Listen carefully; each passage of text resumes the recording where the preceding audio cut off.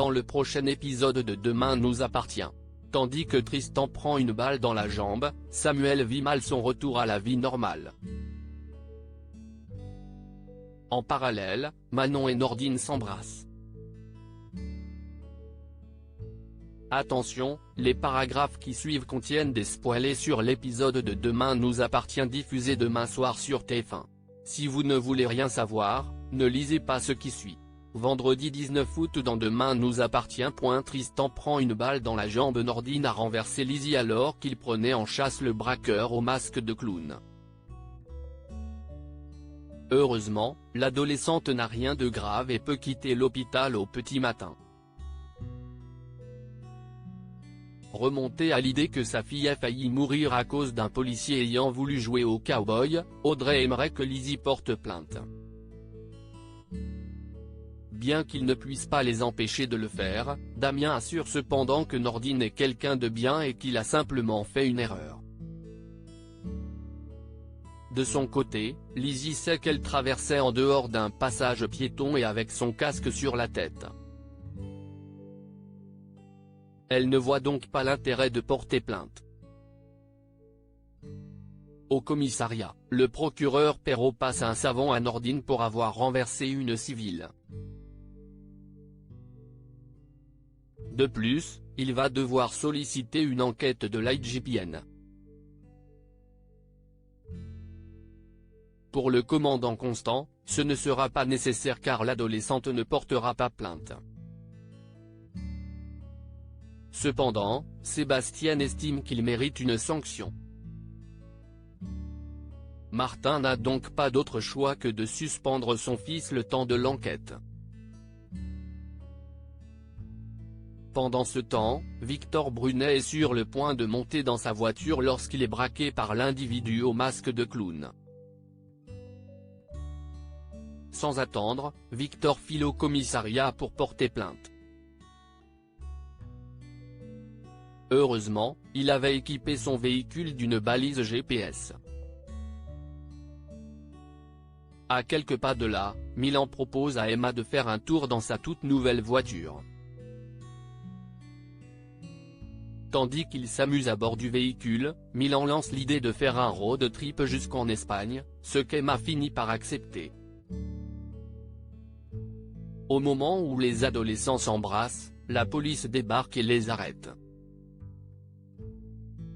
Bien que ces hommes aient trouvé un masque de clown, une arme à feu et de l'argent en liquide dans la voiture, Milan refuse de répondre aux questions du commandant Constant. En apprenant que l'arme appartient à un policier, l'adolescent jure que ce n'est pas à lui qui l'a volée. En parallèle, Emma est interrogée par Aurore en présence de Raphaël. Bien qu'elle ait participé à un cambriolage en Ardèche qui lui a valu quelques mois de prison avec sursis, elle jure qu'elle n'est pas la complice de Milan. Pour en avoir le cœur net, la capitaine Jacob va donc vérifier ses alibis. La nuit tombée, Bart et Tristan font le ménage au Spoon quand l'individu au masque de clown les braque pour voler la caisse. En lui remettant l'argent, le fils Valorta en profite pour tenter de le désarmer. Tristan, qui lui vient en aide, prend alors une balle dans la jambe. Tandis que Bart appelle les secours, le malfaiteur prend la fuite. Samuel vit mal son retour à la vie normale et Samuel a décidé de reprendre le travail au grand dam de Victoire qui aurait préféré que son compagnon se repose pour reprendre des forces. Elle essaie bien de demander à sa grand-mère de le faire changer d'avis mais celle-ci pense que si Samuel a pris sa décision, cela ne sert à rien d'aller contre.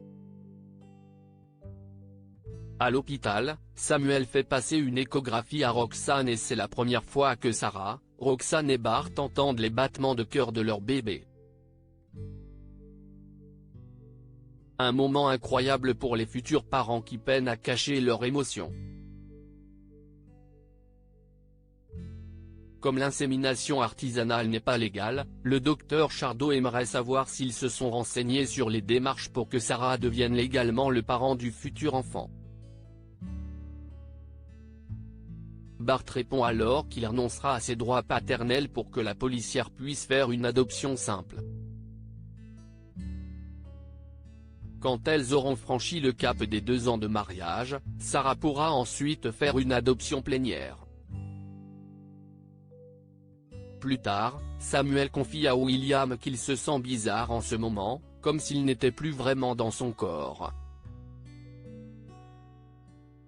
Pour le docteur Donnier, tout porte à croire qu'il souffre d'un syndrome de stress post-traumatique. Dans la mesure où il a passé sa vie à fuir les problèmes en se noyant dans le travail, les filles ou la drogue, William lui conseille d'affronter cette épreuve. En prenant son scooter, Samuel fait une sorte de crise d'angoisse en plein milieu de la route et se gare sur le bas-côté le temps de reprendre son souffle. Par la suite, il se rend au haras où Paul le pousse à se confier. Le médecin lui explique donc que lorsqu'il s'est senti mourir, il a ressenti un calme incroyable. Une sensation de plénitude totale qu'il n'arrive pas à oublier et qui lui manque beaucoup. D'une certaine façon, Samuel aurait préféré mourir. Depuis qu'il est revenu à la vie, il a l'impression que les choses n'ont plus de sens. Pour Paul, il va lui falloir du temps pour retrouver ses marques et accepter ce qu'il a vécu. Éprouvant le besoin d'être seul, Samuel demande à Paul la permission de dormir au haras, ce qu'il accepte en précisant qu'il est ici chez lui. Manon et Nordine s'embrassent à la paillote. Manon raconte à Charlie que Nordine a été héroïque lorsqu'ils ont été braqués par l'individu au masque de clown. Bien qu'ils aient vécu quelque chose de très intense, la jeune femme précise qu'ils ne sont pas embrassés. D'ailleurs, elle se demande s'il ne serait pas victime d'une malédiction et espère que cela ne va pas durer trop longtemps car elle a très envie de faire l'amour avec lui. Pendant ce temps, Nordine a donné rendez-vous à Sophie au Spoon. En effet, il aimerait savoir pourquoi elle a raconté n'importe quoi à Manon. Tandis que l'avocate lui rappelle qu'ils sont en couple, Nordine rétorque qu'il ne s'est rien passé avec Manon même si ce qu'il vit avec elle est fort puis met un terme à leur relation. Même si elle essaie de se montrer forte, Sophie verse quelques larmes au départ du policier. Plus tard, Manon et Nordine sont à la plage. En voyant la jeune femme apprêtée pour leur rendez-vous, Nordine en perd ses mots. Après lui avoir dit combien elle était belle et radieuse, il prend son courage à 2 mains et lui dit qu'elle compte beaucoup pour lui. Une déclaration à laquelle ne s'attendait pas vraiment la fille d'Aurore et William, d'autant que les choses ont été particulièrement compliquées entre eux récemment. Une fois qu'il l'a informée de sa rupture avec Sophie, Nordine s'excuse pour l'avoir fait souffrir puis l'embrasse passionnément.